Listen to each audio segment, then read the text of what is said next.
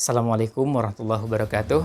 Bismillah, alhamdulillah, wassalatu wassalamu ala rasulullah wa ala alihi wa sahbihi man wala amma ba'd. Pemirsa dimanapun Anda berada, pada kesempatan di sesi ini kita akan sama-sama belajar tentang zikir dan doa. Tentu pembahasan zikir dan doa ini saling berhubungan erat, tapi kita akan persempit pembahasannya pada tema yang berhubungan dengan zikir. Kalau kita berbicara tentang doa, buku-buku tentang doa tentu juga memuat zikir. Meskipun ada sebagian yang belakangan kemudian agak secara khusus membahas bahasan-bahasan yang berhubungan dengan zikir dipisahkan dengan doa. Nah, kalau kita melihat karya para ulama yang ditulis oleh para ulama salaf sejak masa ratusan tahun yang lalu, bahkan ada yang ditulis sejak lebih dari 1000 tahun yang lalu.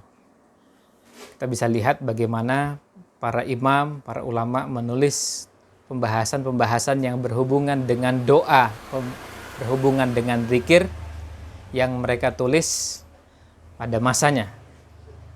Misalnya yang ditulis oleh Imam At-Tabrani, kemudian yang ditulis oleh Imam Fudail bin Iyad,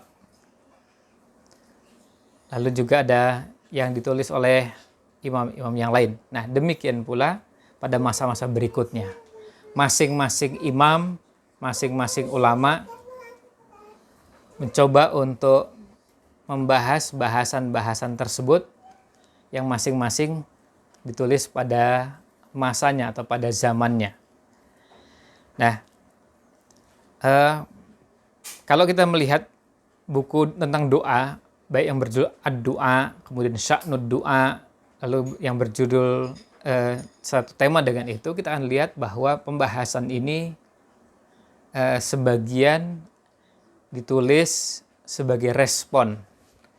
Bisa respon atas pertanyaan, atau respon atas praktek yang dilakukan oleh orang pada zamannya. Jadi kita lihat karya imam-imam tersebut.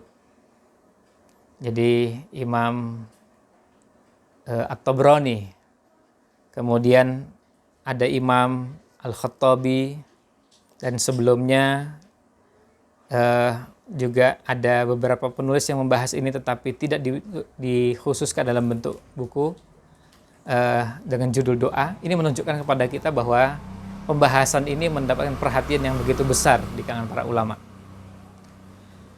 Nah, dari karya-karya tersebut kita dapati bahwa para imam, para ulama memberikan perhatian yang besar, dan kemudian masing-masing mencoba untuk membahas bagian-bagian atau bahasan-bahasan yang dirasa penting untuk dikenalkan kepada umat.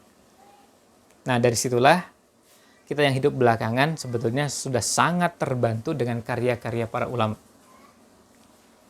Kitab Ad-Du'a, kitab Sya'nud Du'a, dan kitab-kitab yang setema dengan ini yang akhirnya oleh ulama-ulama pada masa berikutnya kemudian coba dikumpulkan.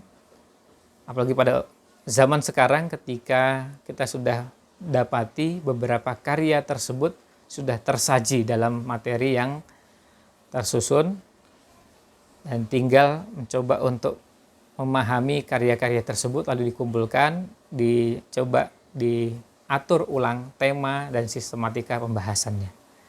Maka muncullah pembahasan yang kita kenal sekarang ini. Nah, dari situ latar belakang kenapa kita perlu mengkaji secara khusus tema atau bahasan yang berhubungan dengan zikir ini.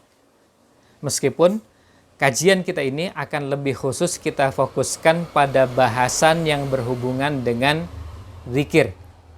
Dan zikir pun karena begitu luas, kita persempit lagi zikir yang sifatnya muqayyad, yang terikat dengan waktu dan bacaan tertentu serta jumlah tertentu. Dan kita persempit lagi, zikir yang dimaksud adalah zikir ba'da sholat, zikir setelah selesai sholat. Itu pun kemudian ketika ada dua jenis, zikir selesai sholat fardu dan zikir selesai sholat sunnah, maka kita akan fokuskan lagi pembahasannya pada zikir selesai sholat fardu dan bukan zikir selesai sholat sunnah.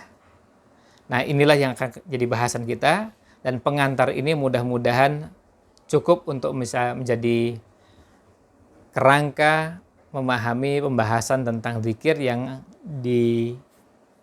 akan dikaji pada beberapa sesi di pertemuan-pertemuan yang akan datang. Mudah-mudahan ulasan-ulasan ini bisa cukup menjadi bahan bagi kita semua memahami betapa pentingnya zikir dalam kehidupan kita sehari-hari.